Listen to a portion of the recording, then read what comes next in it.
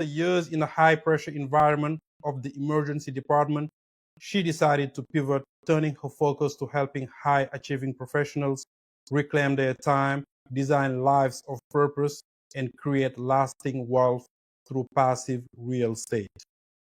She also a creator of My Expensive Life, a movement helping people break free from limiting beliefs and embrace abundance, growth, and limitless possibilities. And then when I started to figure out what that path looked like, I wanted to do it for others, people who were in the same path as I was, people who are in the same mindset, people who look like me, thinking about how we can generate wealth outside of our, outside of what we do, what we're called to do, what we love.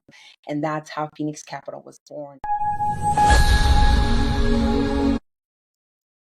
Welcome back to the Opportunity Room, the show where we sit down with true leaders, change makers, people who are turning ambition into actions.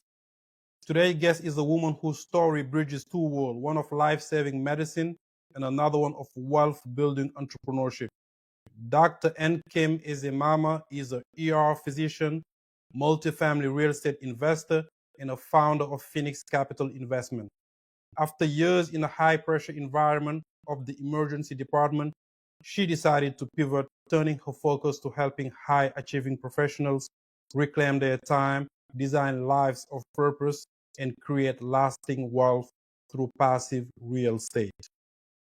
She also a creator of My Expensive Life, a movement helping people break free from limiting beliefs and embrace abundance, growth, and limitless possibilities.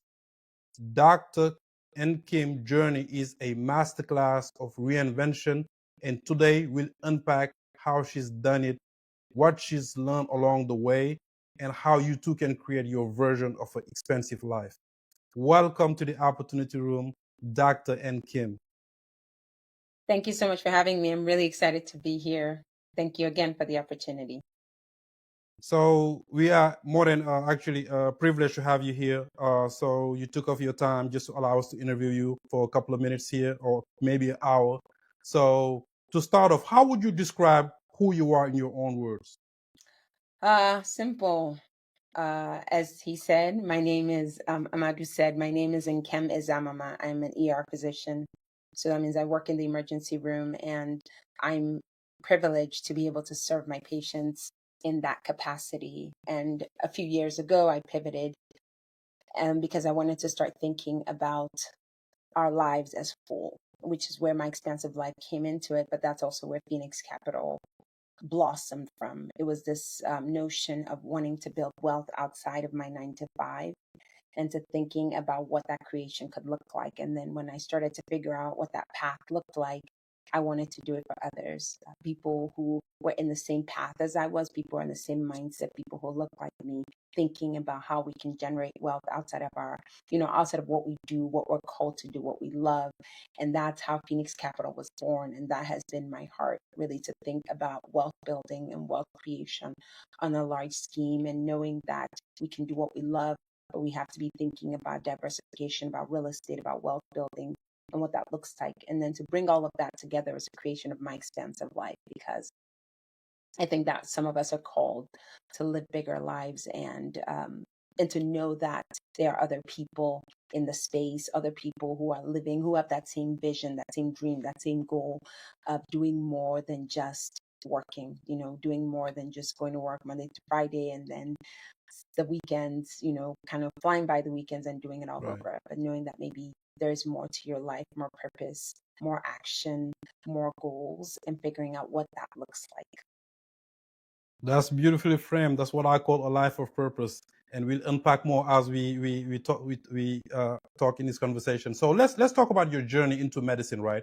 So what inspired you? Let's just start from the beginning. What inspired you to pursue medicine in the first place? The idea that, or the notion that I could make a difference in people's lives, first in medicine and then outside of medicine, is what drew me to medicine. And I don't take it for granted. I live a beautiful life where I get Right. to actually take care of patients and understand what it means to meet them at their weakest point, at their most vulnerable point, which is life and death sometimes, and to be able Right. to make a difference I think it's such a beautiful thing, and only a certain number of us have that ability and that capability. And so I'm grateful to be one of them. It started with just I love medicine, and I'm one of those people who can see blood and guts, and that excites me. But I think about a day in the emergency room, and it could be a day where I deliver a baby, and the next second I'm hugging an old woman, and the next second, I'm high fiving a 5-year old, and then at the same time, right, I'm taking care of a sick person who's dying in front of me, and it could also be a day where someone does die, and so like to be able to experience all those facets of life through disease process and illness, I think it's really remarkable, and I'm so grateful that I get to be a part of that. Yeah, thank you for what you do. We truly need more people like you. So becoming an ER doctor is definitely not a small feat. So can you walk us through what it really takes from just medicine school to residencies? So our audience can really understand the level of commitment and sacrifice involved. Okay, so I did microbiology as an undergrad, and that took me 4 years. And after that, then while you're doing that, you're studying for the MCAT. You take the MCAT, and hopefully you get in, right? You apply to medical school. You apply to a lot of schools because you don't, you kind of cast a wide net, and so you get into medical school. Medical school is another 4 years, and probably I think I'm not. I think I can't I can't figure out which one's harder. Medical school is harder from a like taxing knowledge standpoint, and residency is more taxing from a mental, physical, emotional standpoint. So, but 4 years of medical school. And then after that, at the last year of medical school, your third and fourth year, you're trying to figure out what you want to do. Do you want to do emergency medicine? Do you want to do cardiology? Do you want to do surgery? Do you want to do OBGYN? You're testing. Every 6 weeks, you get to do a different specialty to figure out what you want. And then your fourth year, you apply and you go into this thing called a match, right? So you rank a list of programs that you want to go, and that program ranks a list of people that they want to come to their program, and Right. this algorithm of sorts matches you, and so you get matched. Hopefully you get your first choice, and I did. And so I did emergency medicine, and I trained for another 3 years. So that was 4 years of undergrad, 4 years of medical school, and 3 years of residency. And after residency, so as a resident, you're still a physician, right? When you get your Okay. MD degree or your DO, you become a physician. And then those 3 years are probably the hardest 3 years of your life because they're long hours. It's where everything that you've learned, you get put into practice, but you're training, you're learning. This is the first time like you're building your skills, right? To become, because one day you will be in charge, and one day you'll be the leader of wherever, whatever your specialty is. And so Right. you are acquiring all the hands-on knowledge that you can in order for you to be the best doctor. And then after you're done with that, you are a full-fledged physician, but now after that you take your board certification, and then after that you are now a full-fledged board certified physician. And for me, it was emergency medicine. So that's what that whole process looks like, and that's a span of 11 years. That's what I call a commitment. It got to be a true calling or true passion in order to have that commitment. That's a lot. But yeah, we congratulations on that, Thank you. on taking that path and serving people the way you do. Um, Now, let me kind of, now that you work in the ER, I know ER is just it's a crazy world, right? So can you share a moment in ER in your career that's still uh, that's something that shaped your life till today?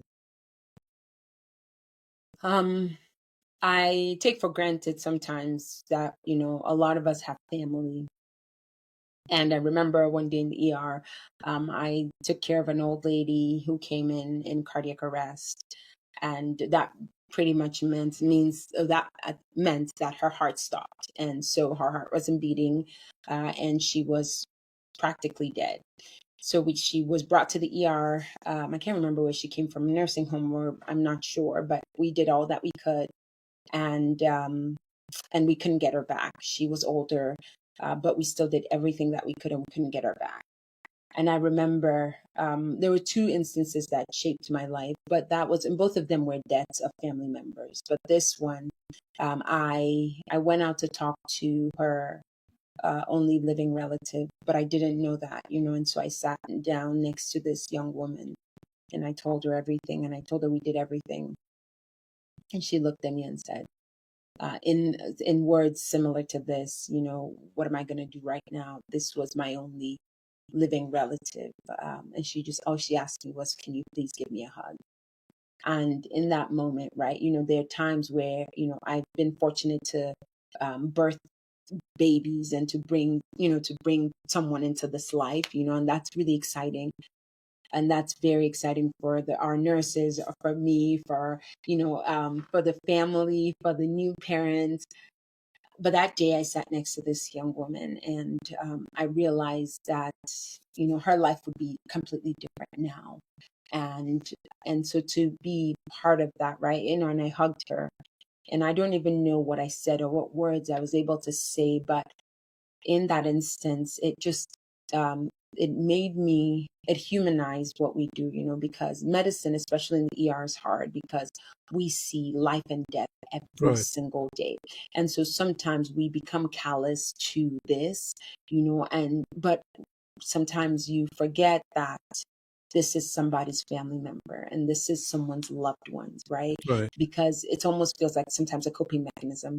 But I remember that day and I sat with her, and I think I can't remember, tears streamed down my eyes, but we just sat there, and she's like, okay, I'm going to figure out what life is. I don't even know where papers, or I don't know where anything, all the things that you think about, but you never Right. think that that will happen.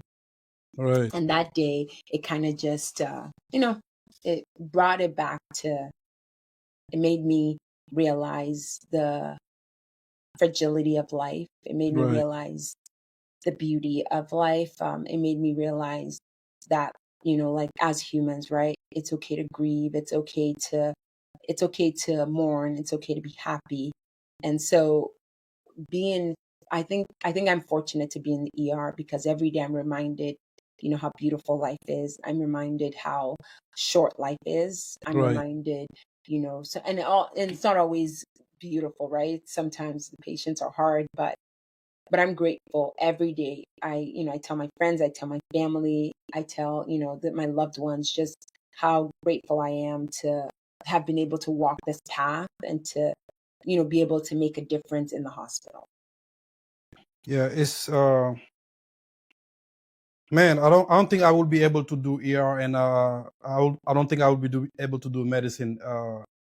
Again, listening to you, it tells me that you can't take life for granted. It's a gift to be alive. So thank you again for all you do. So now let me switch over a little bit. You're working in a high stake environment. That can take emotional and mental toll on you. Just by you telling me your story, I'm starting to feel some type of way about it. So just imagine if I was wearing your hat. So how did you handle that stress, and what kept you grounded throughout those intense moments? People, Okay. people, people. You can't go through life alone. You cannot.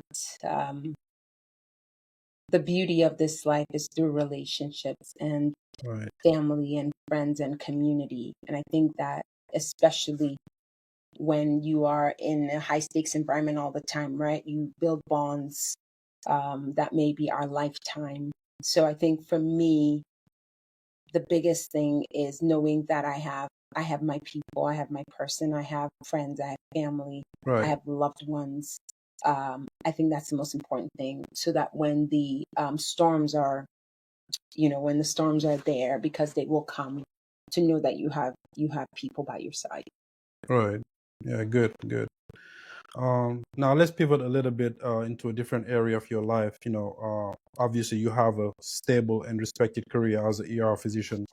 But what was the turning point that made you consider just venturing out into helping people and just real estate and just building a legacy that way? I as much as I love the ER and I love medicine, at some point, a lot of medicine was changing, at least in front of me.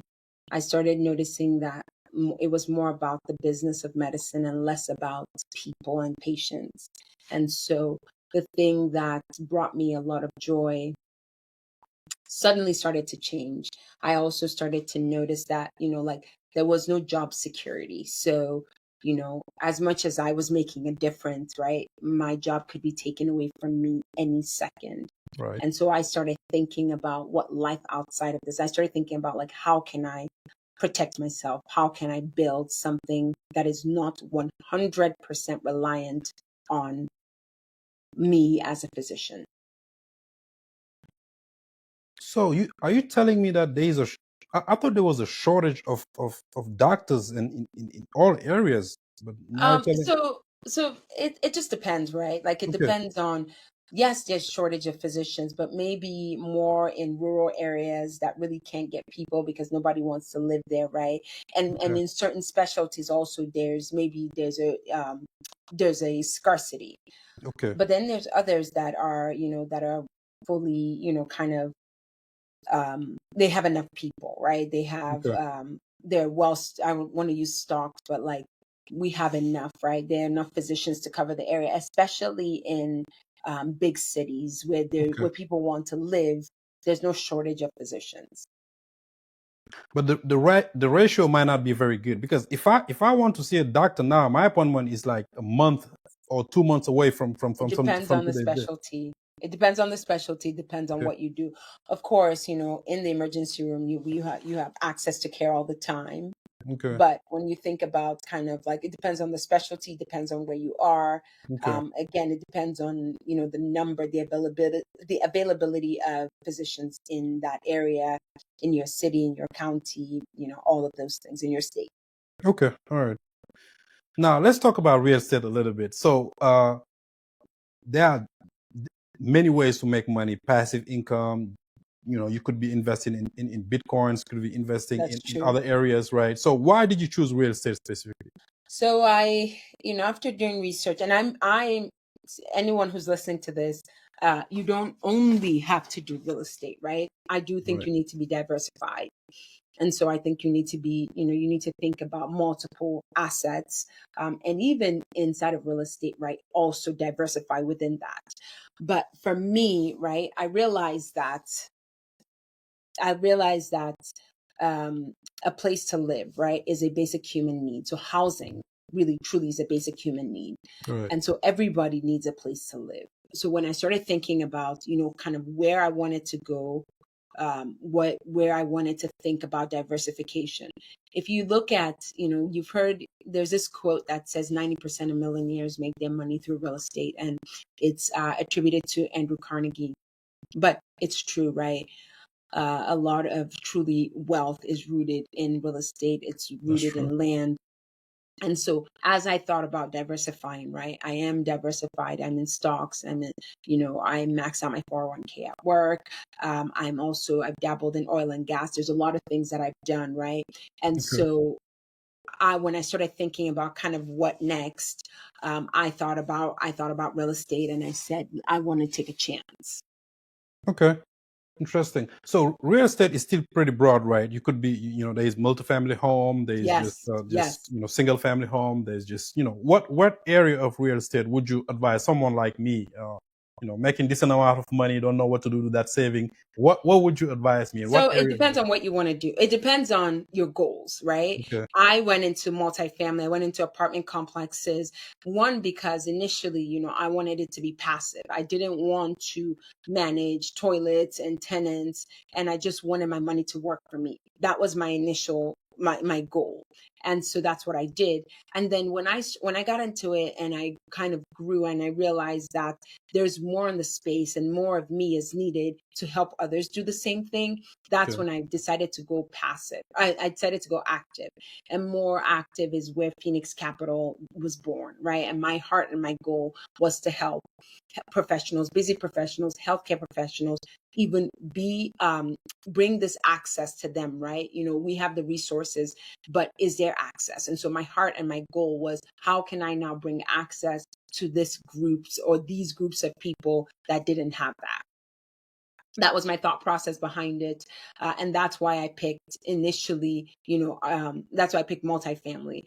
If you are, if you're thinking you want to do this by yourself, you want to start small, you want to maybe buy one single family and build from there, right? That's an option, but that option doesn't fit everyone. If I think about like a busy healthcare professional, busy physician like me, they are not, they love what they do, but they want their money to work for them, right? So when Right. they're in the hospital, while they're in the operating room, they want the money to be working while they're sleeping, while they're traveling. They want passive income, and so thinking about coming together and buying, pulling resources and funds together and then going to buy, Okay. that fits the model of what they want to do. So you have to figure out what exactly you want, what your goals are, and how Okay. this aligns with you. I think that's how you make the right decision. Okay. So now, so Phoenix Capital is just 100% real estate investment. Is that what Yes, it is? yes, it is. Okay. All right. So, uh, is there what is more profitable to you? I mean, I don't know how long you've been doing Phoenix Capital. How long you been doing it? We are going on 3.5 years. 3.5 years. Okay. So there's also a possibility to invest on real estate through stocks, right? Yes, yes. Which one? I mean, I don't know if you venture out on that space or not. Have you kind of checked to see which one is more profitable and more prone to risk between? So good question. And that's again kind of when you figure out like how this aligns with what you want your goals. So I think what Mhm. you're talking about is a real estate investment trust. And so the Right. difference between that and what we do is that is public and we are private. So when Okay. you think about kind of how you want to go, and just depending on, the risk and benefits to going to REIT versus like a private syndication, Right. that's the difference. So as you think about, how you want to scale, and it's all about returns. So at the end of the day, you have to compare the returns. Now, the difference between them is because the REIT is on the public market, right? Okay. It is liquid, as opposed to syndications are illiquid. So when you think about investing with us, for instance, right, you are committing to 5 years. And Okay. that's the one thing that is kind of, that's a big difference. And then another big difference is kind of what the returns look like, right? Some of the returns are a little bit juicier on our side because we are going straight, like we are buying from the sellers, as opposed to you are investing through a REIT. So, are you right now focused in one specific state, or you just go wherever the opportunity actually present itself? We are in the Southeast, so anywhere, Georgia, Carolinas, Tennessee, those are the big markets that we're in right now. And that's kind of where we want to focus. So not specifically one state, but a region. Why is that? Good question. For us, right, market analysis is important. So we're Okay. looking at where rent is growing. We're looking at where jobs are growing, because if if companies are moving jobs, that means people are moving there. And again, housing is a basic human need and people need a place to stay. So thinking about that, right? And then looking at also where the migration patterns, right? People are leaving the West, they're leaving the North, and they're moving down South. So Okay. all of those are kind of how we think about market analysis in where we want to buy in the states that we're looking at. Now, okay, walk me through the process so I can get a better grip of how it works, right? So if I come in and I'm interested in multifamily home and I say I want to invest I want to work with you in just developing a portfolio. How does it work? What are the different steps that takes place? Great question. So the first thing that we do is have a conversation, you and I understand what your goals are. I Okay. understand kind of where you are and where you're heading. What Right. does financial freedom mean to you? What does that look like?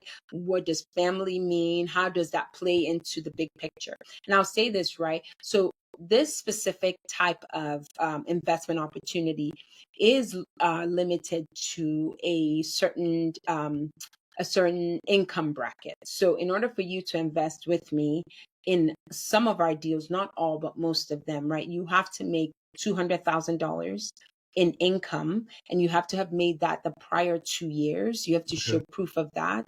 And then you have to show the possibility that you're going to make it in the next year. So it's either $200,000 single or $300,000 with your spouse together, or you have to own $1 million in net worth. And that net worth, and that $1 million excludes your primary residence. So think maybe your additional homes, think your 401k, think retirement, think stocks, all of that are building your net worth. And so all of that have to add up to 1 million. And if you qualify, then you have these opportunities available for you.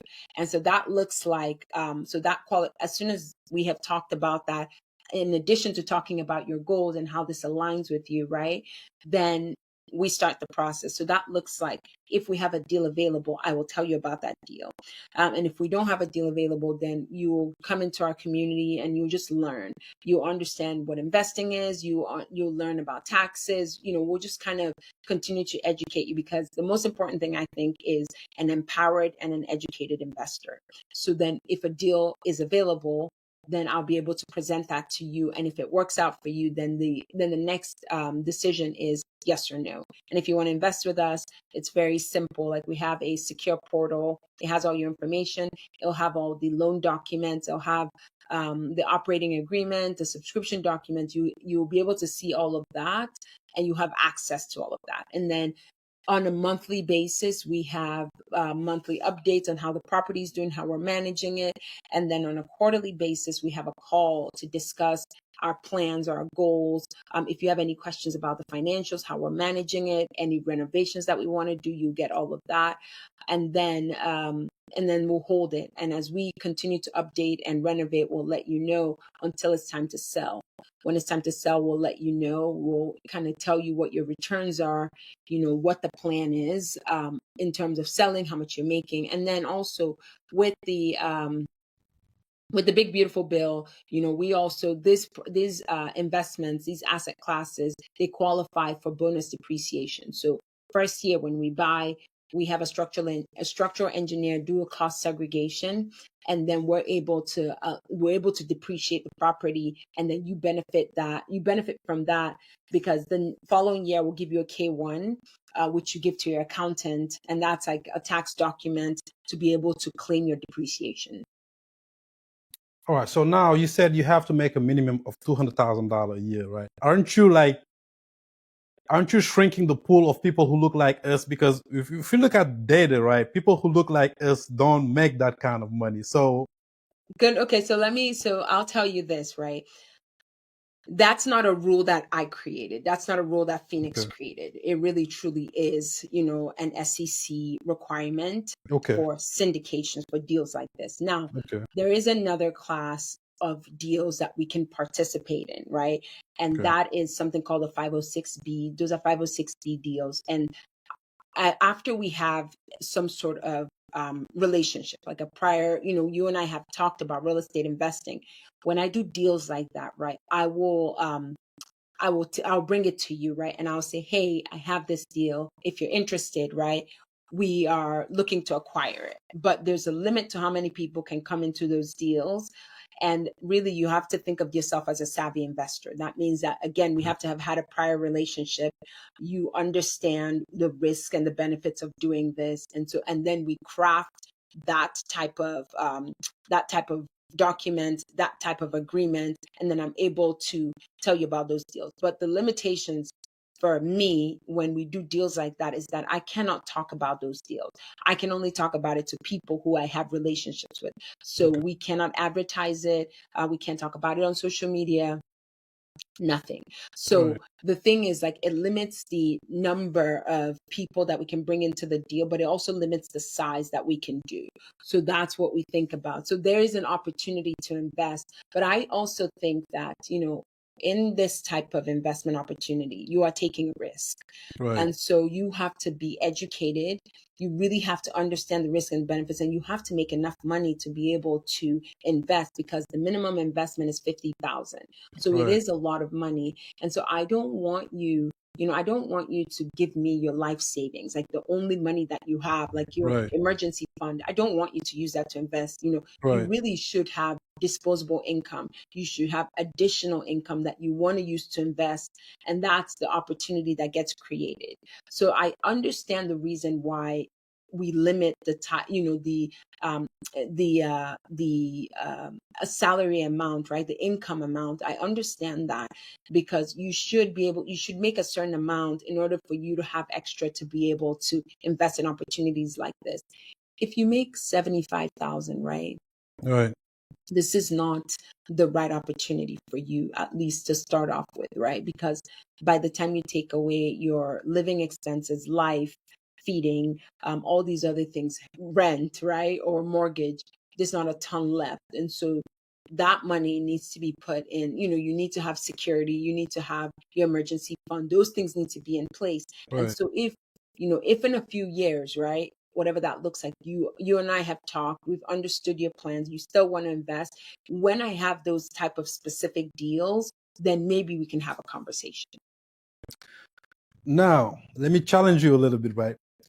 Don't you think you guys need to revisit the business model? Because I'm just gonna, for instance, use that book, right? The Millionaire Next Door, right? Okay. What the Millionaire Next Door talks about, that most of those people that they actually share their stories and become millionaires, they're actually making less than $150,000 a year. They ended up being millionaires somewhere down on the line. So you have those people that actually have more than a disposable income, right? That's ready to be invested, and you actually losing opportunity on not tapping into those people. So Okay, so I'll beg to differ, right? Those okay, millionaires next door are millionaires and they can invest in real estate, right? That's number one. But number two, right? They built to get there. So they didn't start, investing day one. Maybe they did $50 in stocks, or they did a little bit here and a little bit there, and they were still doing things, right? But maybe this opportunity was just not available to them at time zero, or when they started working, right? But when they became millionaires, like, those are investors, right? Those are the people that are investing in these deals. But I think the best thing that you can do when you don't have the resources right now is to get educated, is to read, right? And behind me, I don't even know where I'll pull it from, but the Millionaire Next Door is behind me. So it's a book that I've read, right? Okay. And I can find it and give it to and show it. But I'm saying that to say that maybe this is not the right time, right? Maybe this is the time that you build and you learn and you save up, so that when you make the money, right, when you have the resources, you can. And like I said, there will be opportunities, specific deals, probably smaller deals, that we will have the opportunity to bring in investors who don't make that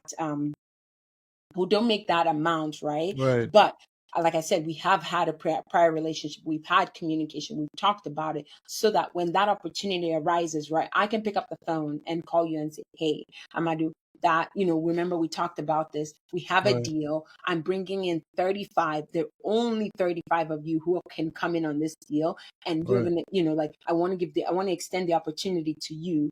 That's what that conversation looks like. So I don't necessarily think that I'm limiting it. One, I didn't make the rules, right? But two, I understand why the rules are there, right? I will tell you, some of my investors who, maybe to some degree, when we had those 506B deals, right? Some of my investors those are the people who every month, right, I get a phone call from them, or I get a call, or like, hey, what's going on? How's this deal going? But when you truly have disposable income, right, you understand risk. You understand that you're like, okay, I'm putting this money away. Like, this is the expectation. It's going to make me this in this amount of time, right? I'm leaving that. I'm going to go do something else. I'm going to work hard at work. I'm going to build from somewhere else. So that's kind of the mindset.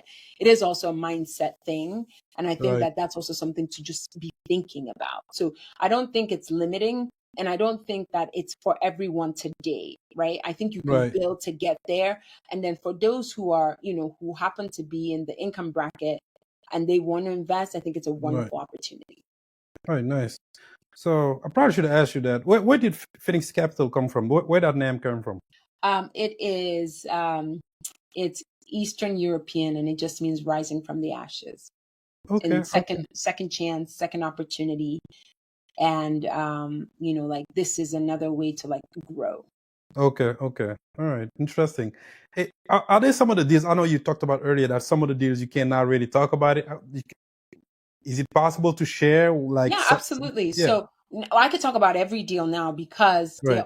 they're all deals that are available to accredited investors, right? Right. So those are those investors that make the amount I told you or have the net worth. So that's the thing I can talk about it. If we had a deal that I couldn't talk about, for those 35 people who are non-accredited, right, then Right. I wouldn't be able to have this conversation. But because all our deals right now, the deals we have available are for accredited investors, we could talk about it.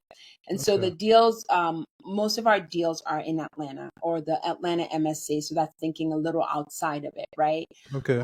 And so it's we have a deal right now that's 125 units, and Okay. it's a 2022 build. It's new, Very new. Yep. and so that is available to investors, and the return for that looks like about 16%, and that's average. So Okay. on a like just easy math, if you invested 100,000 at the end of the hold, because I told you it was around 5 years, Right. you would make about an additional 80,000, but you would also get return of your initial capital. Okay. So now, what happened after the 5 years? How do you take all your money out, or you just re-inject it? How does it work after the 5 years? Good Do you question. So renegotiate the you have whole thing? options.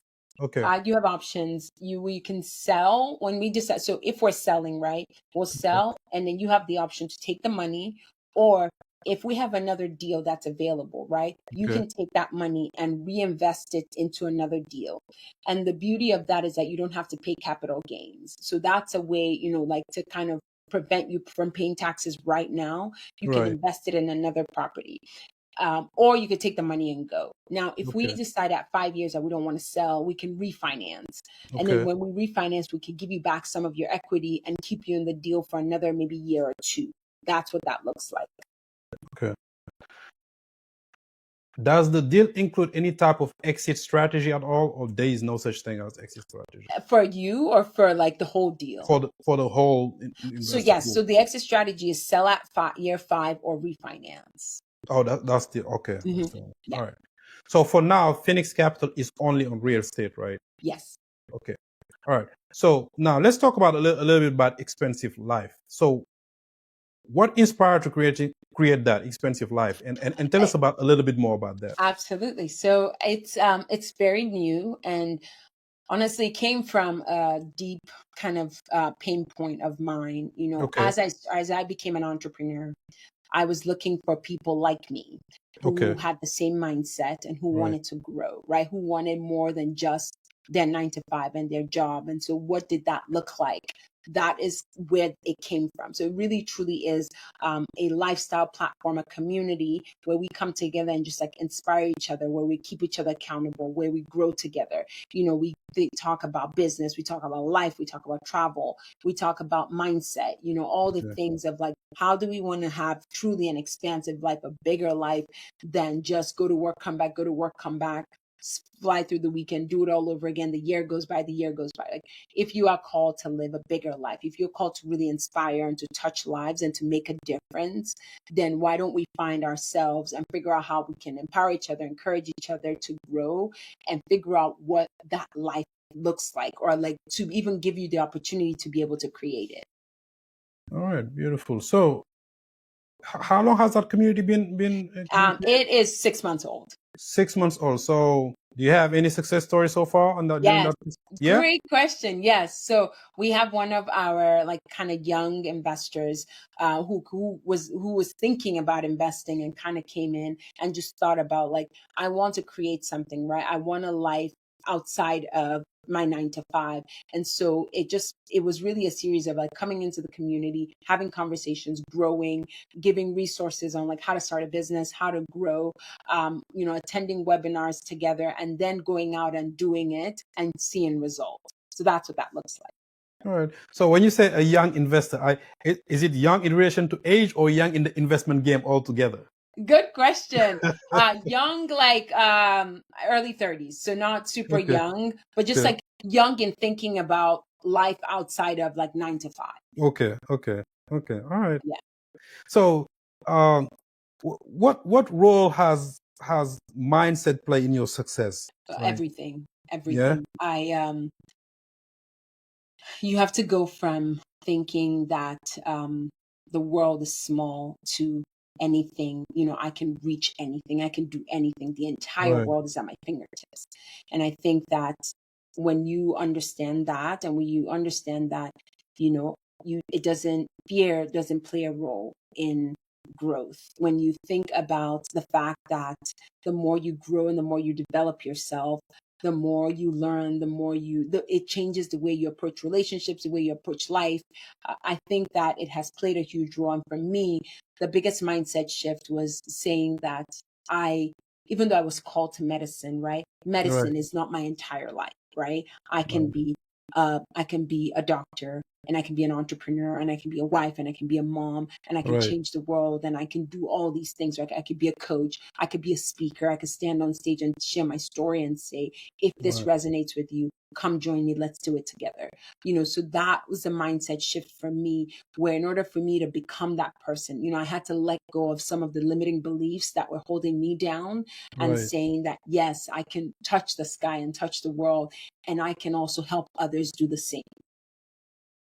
Now, through that journey, let me ask you a question, right? What was one belief that you had early in your career that you had to completely unlearn in order to get to where you're at right now? That I wasn't good at, that I had to, that the idea that I could fail, the idea that I wasn't good at managing people's money, the idea that I went to med school and I couldn't be a businesswoman, that I had to unlearn, and I'm still unlearning it today. Like, it's not one and done, right? I still have such um such self-doubt, right? Like, because it's just like, all I knew was medicine, right? I told you I spent Right. 11 years, and those were Right. 11 prime years Right. doing medicine. And so the idea of even thinking about anything else, right? The thoughts in my head are, who am I to think it? Who am I to try it? Who am I to do it? Right. And then coupled on top of that was like the opinion of other people who Right. loved you are saying, well, what are you doing? Like, you're comfortable, you're doing well, why would you even think about doing something different? Right. All of that, I had to Right. unlearn. All of that every day, I had to say, you're doing the work. I had to like really work on the whole notion of imposter syndrome, because every day I told myself I was doing the work. I had results. I have investors who are making money. I have investors who are thinking this is possible, right? Like, really, I want passive income. Financial freedom can be a thing that I think about and I dream about, right? Those are all wins, and I need to hold on to even the smallest of them for that reason. And so when those voices awake, because they rise up, right? I have proof. I have proof of concept that, like, I can squash them, I can drown them, because I see every day, I see the success, I see the victory in what I'm doing, who I am, where I'm going. It's not perfect, right? But I've thrown perfection out the door. Now it's just like every day I make the decision that I'm going to do it. Right. Just do it. Right. I like that. I'm curious to know what is your support system like, because you touching on different things with confidence. You speaking. In conferences. And, where did that come from, though? Um, I don't know. I had amazing parents who, from a young age, they told me that I can do anything, I can be anything. And when I called crying and saying this is too hard, my mom would always say, like, those people who are crushing it, those people who are doing it, they don't have two heads. Like, God didn't create them any different. That if you wanted, she would tell me there are things that her, would never be able to do, but she's like, I know you can do it. And so they instill such strong confidence in me. And this journey it's not easy, right? Right. So please don't let me sell. If anybody's No. listening, don't let No. me sell that Obviously. this Yep. is easy. It Yep. isn't. But I also think it's very important to surround yourself with people who, their dreams don't scare you and your dreams don't scare them.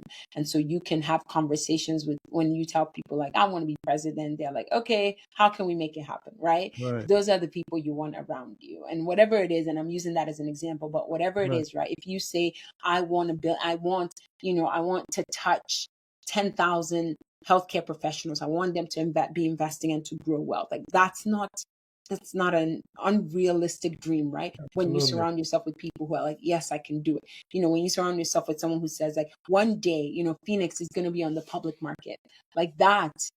If I can think it, if I can dream it, then I can make it happen. And so Absolutely. you have to surround yourself with people who, again, who are on that same trajectory, or on that same mindset. And if you don't, it's not, you can only do so much by yourself, right? You can Right. only grow to a certain limit. But when you start thinking about linking arms and partnership and going together, you can go far. Beautiful. Actually, I've been asking you tough questions and just picking your brain and trying to, because basically I'm asking all these questions for our audience, right? I want them, while they're watching this podcast, to actually learn through your stories, right? And make it a strategy. That's why I'm asking all these questions. But enough with the tough questions. Let me just transition to something easy, right? So outside of all of these things that you're doing, investing, building a community, just being a doctor in ER, what do you do for fun I outside of? love to travel. Yeah. I think the idea that we get to see the world, and that the Okay. world is different. And I'm fortunate, right? I'm from Nigeria, so I'm fortunate to understand that, to be able to experience and understand that part of the world, but also to be able to see other parts of the world. I think it's so beautiful. And so whenever I can, I travel. I like plan life around traveling. So I would be, I think you can work, if as long as I'm not doing medicine, right? I can do Phoenix from anywhere. I could talk to investors, I could travel. And so I try to make sure I do that. And I love the outdoors. I love running. I love hiking, to be like one with nature, to be able to see the world, the green and the brown and all of that stuff. So I enjoy running, I enjoy hiking, and I love reading and journaling. And one day I'm going to write a book. I don't know when, so I'm putting it out into the world. I'm going to write a book, but in the meantime, I really like to put pen to paper and write my dreams and write my prayers and write ideas and all that stuff. So those are some of the things. They're simple, but those are the things that I like to do. Nice, nice, nice. So I always said to people, right, I think Nigeria put Africa in the map, and I truly believe that. And I think we should have some type of use case, right, on Nigerian, just to understand where that grid come from. But that's a whole nother topic for a different day. But yeah, what is your favorite? What is one of the favorite book that you read that changed your life? Recently, Yeah. I've read a lot of wonderful books, but recently, this book right here, this blue book where my hand is, called Buy Back Your Time. Okay. And it's by Dan Martell. Okay. And I really like that book. There are two books, right? I like that book by Dan Okay. Martell. It's right here. And then I Okay. also like Relentless by Tim Grover. Okay. And Relentless is just like getting into the minds of the basketball legends, right? The Kobe Bryant and the Michael Jordans and Right. the Dwayne Wades, and kind of allowing Tim to tell the story Right. about training and Right. about resilience and what it means to be relentless at that game, right? But Right. then that translates into life. So I Absolutely. really, really enjoyed reading that book. It's an easy read. Where is it? It's right there. Yep, Tim S. Grover, Relentless. It And was so part of that actually the list of books that I'm supposed to be reading, but I Oh, haven't really? got It's to. it's it's Yes. it's so good, so good. It's so good. Yeah. So you should read that, and then this book, Buy Back Your Time, right there. Right. It is about how to use your time well. Okay. Like we have the same 24 hours in a day, but you Absolutely. understand how people you see some people who like use it so well, Right. and so the notion of like, what is your time worth, right? Right. Maybe you shouldn't be doing a $1 skill, and maybe you should be focused on doing $1,000 skill or Right. $500 skill or ten Right. thousand dollars skill, wherever but Right. it's like figuring out what your time is worth. That's what the book is about, and I think the book is wonderful. Yeah. Denzel Washington said, don't confuse movement with progress, right? Oh, good. So we have to make sure that the the things that we can outsource, we outsource them. The things that we need to be focusing on and just making sure we champion that we focus on making those good moves. So a morning routine in one sentence.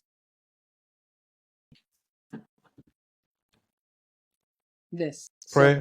So this is well, yeah, that too, but this is like a journal. This is a journal. So and in the journal, a lot of it is prayer too. But I wake up every morning. Okay, so not every morning, right? I try to do it, but like sometimes I miss. But I start every year. I pick up a new book. Purple is my favorite color. I pick up a new book, a book I get from a conference because conferences always give books. So I pick up a book and I just write. So in it are ideas, dreams, prayers, thoughts, things I'm grateful for, who I need to forgive, things I need to let go of, thoughts or like things learned ideas, or like, okay, don't do this again. Or even sometimes conversations with myself on like, this is how you should stand up for yourself. This is how you should fight back. Like all of that stuff. I think this is, it gets me going, gets me started. It's very important. So for me, and so like most times I will be able to, if I'm sitting in my office, like doing a podcast, right, I'll be able to always touch this because I can easily grab it because it's like one of the first things that I do. So if we talk next year, you'll see a different book. It might be orange next year. It might be another book I got from a free book I got from a conference. But to me, it's important. And like this, I'm almost done with it. Like I'm like towards, you can't see, but I'm towards the end of it. Okay. Like all of this is like written. Yeah. So now, what do you do once you finish with that book? You just close. You finish with the journal, you close it, and you just forget about it, or you just revisit from time to time. Oh, good question. So I have reread this already 3 times. I've reread. So like I remember stuff like in the beginning of it. I'm like, so I wrote my journal. I'm committing to pen down thoughts, dreams, visions, and plans that God has for me and the impact I'll make on the world. And so like that was the thing I wrote in the beginning of it. And so I'll pick it back up. So every time, like if I need some inspiration or motivation, if I'm feeling like blah, because I have those days, I'll just go back to it and I'll just read it and I'll be reinvigorated, right? About why I'm on this path, about why I'm building Phoenix, about why I'm helping professionals build wealth, about why I'm thinking about my expansive life, about all the things that I want to do, right? Sometimes life bogs you down. And so to be able to pick this back up and reread it and get refreshed and figure out, it's good. So yeah. Now, have you ever read a couple of lines and you're like, I wonder if I wrote this, or you outgrew that thought process? Had that happened to you? All the time. And sometimes for the better, right? I'll read this and I'm like, who wrote this? Like, and I'll be surprised. But that's why I have to remember, because like when you are going through something, right? You don't recall it as well, right? Especially for me, that statement you just made is important because it's especially for growth, right? Especially when I remember, like when I was going through whatever that hardship was, or that painful moment, or that heartbreak, or whatever it is, right? To be able to write that down and then look back and be like, I used to be there. This is how much I've grown. This is how much I've seen. And not only like that, but also when you write the things that you're grateful for, right? It helps you. It just sparks this joy in you that you're like, okay, like I did this and I did that. And look at where I've come. Then it tells you I'm capable of so much more, right? And that might be the fuel that you need, or like the fanning of the flames that was already going. You might just need a little bit of that to get you going. Absolutely. So I always ask my guests, what advice would you give your 20-year-old self? I would say, Nkem, I would say drown out the noise.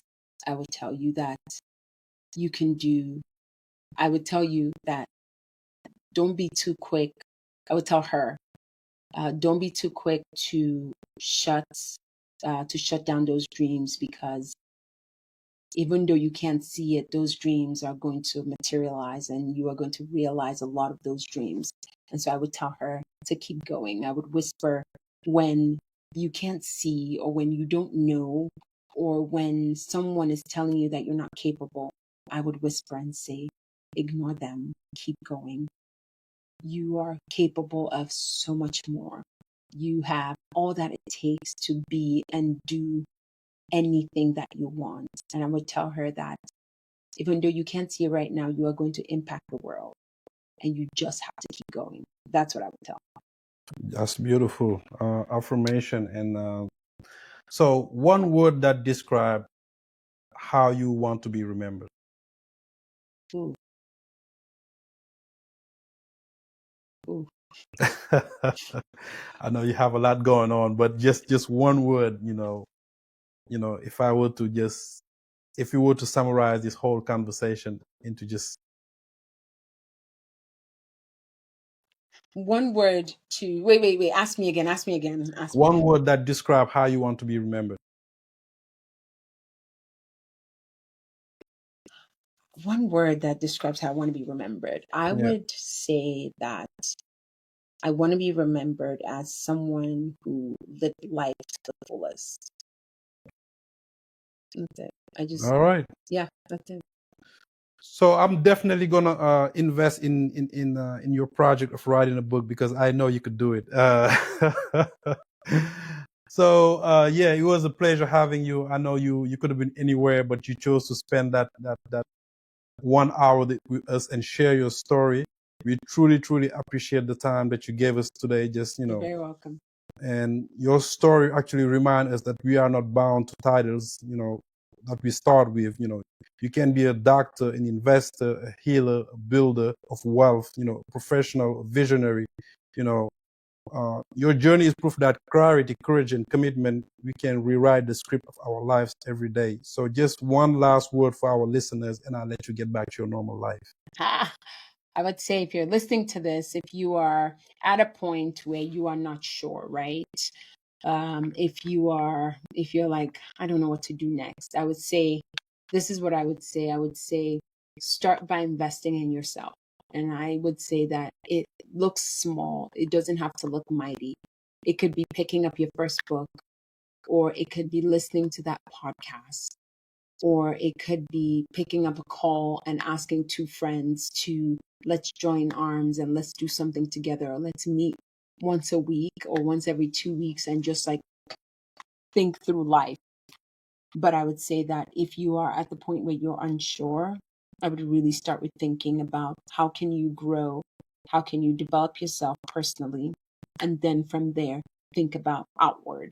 But the more that you work on yourself, the more that you grow, you'll be able to accomplish a lot of the dreams and the desires and the goals that you have. But I would say it starts with that. All right. Thank you again, Nkem. Check her out through Phoenix Capital Investment, My Expensive Life, and I will be following her obviously on LinkedIn and everywhere else just to make sure I know every single one of her moves. But because she's truly brilliant and I like her whole spirit. So until next time.